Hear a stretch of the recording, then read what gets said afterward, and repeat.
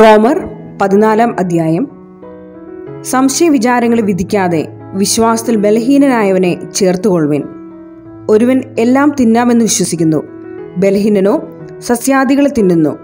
തിന്നുന്നവൻ തിന്നാത്തവനെ ധിക്കരിക്കരുത്, തിന്നാത്തവൻ തിന്നുന്നവനെ വിധിക്കരുത്. ദൈവം അവനെ കൈക്കൊണ്ടിരിക്കുന്നുവല്ലോ.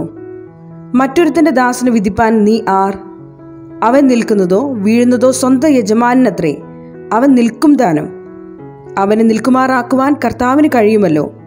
ഒരുവൻ ഒരു ദിവസത്തേക്കാൾ മറ്റൊരു ദിവസത്തെ മാനിക്കുന്നു, വേറൊരുവൻ സകല ദിവസങ്ങളെയും മാനിക്കുന്നു.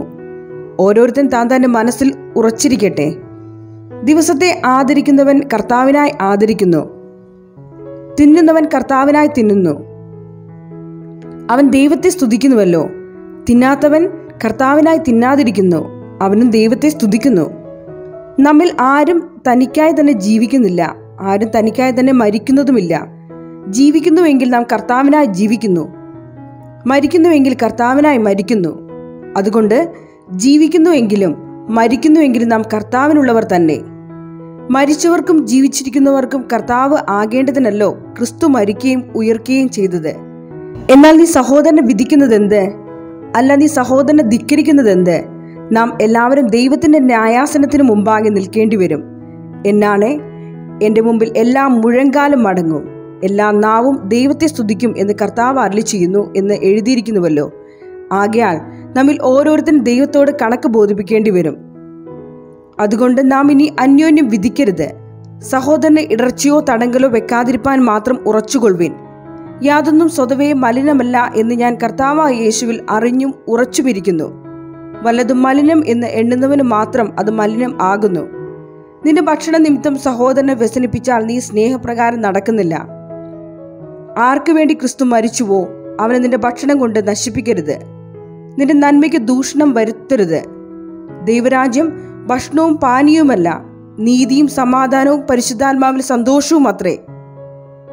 അത് ക്രിസ്തുവിനെ സേവിക്കുന്നവൻ ദൈവത്തെ പ്രസാദിപ്പിക്കുന്നവനും മനുഷ്യർക്ക് കൊള്ളാവുന്നവനും തന്നെ. ആകയാൽ നാം സമാധാനത്തിനും അന്യോന്യം ആത്മീയ വർധനക്കും ഉള്ളതിന് ശ്രമിച്ചുകൊള്ളുക. ഭക്ഷണ നിമിത്തം ദൈവനിർമ്മാണത്തെ അഴിക്കരുത്. എല്ലാം ശുദ്ധം തന്നെ, എങ്കിലും ഇടച്ചു വരുത്തുമാറ് തിന്നുന്ന മനുഷ്യന് അത് ദോഷമത്രേ.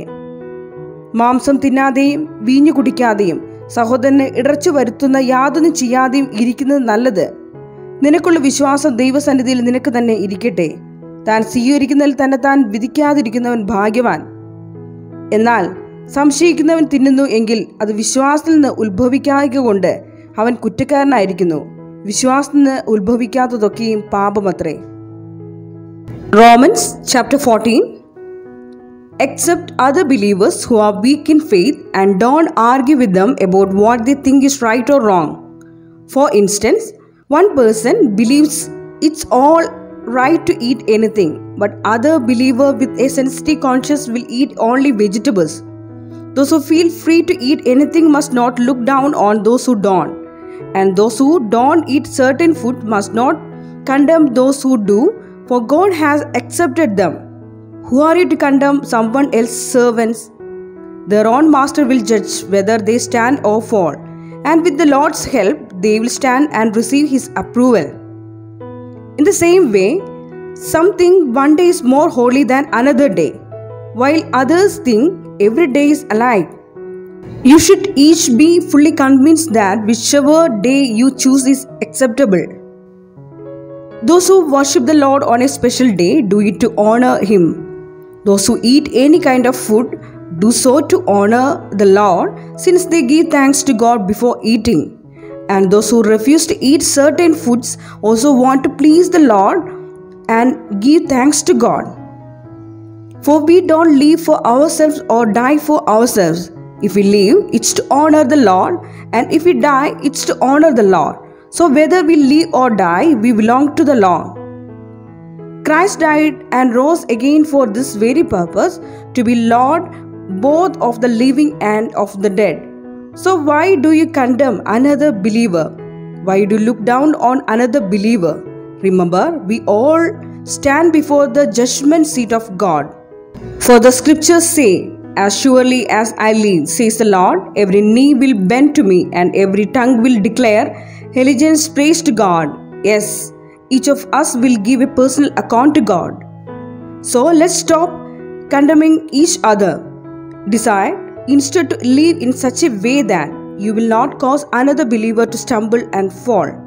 I know and am convinced on the authority of the Lord Jesus that no food in and of itself is wrong to eat. But if someone believes it's wrong, then for that person it is wrong. And if another believer is distressed by what you eat, you are not acting in love if you eat it. Don't let your eating drain someone for whom Christ died. Then you will not be criticized for doing something you believe is good. For the kingdom of God is not a matter of what we eat or drink, but of living a life of goodness and peace and joy in the Holy Spirit. If you serve Christ with this attitude, you will please God and others will approve of you too. So then, let's aim for harmony in church and try to build each other up. Don't tear apart the work of God over what you eat. Remember, all foods are acceptable, but it is wrong to eat something if it makes another person stumble. It is better not to eat meat or drink wine or do anything else if it might cause another believer to stumble. You may believe there is nothing wrong with what you are doing, but keep it between yourself and God. Blessed are those who don't feel guilty for doing something they have decided is right. But if you have doubts about whether or not you should eat something, you are sinning if you go ahead and do it, for you are not following your convictions. If you do anything you believe is not right, you are sinning.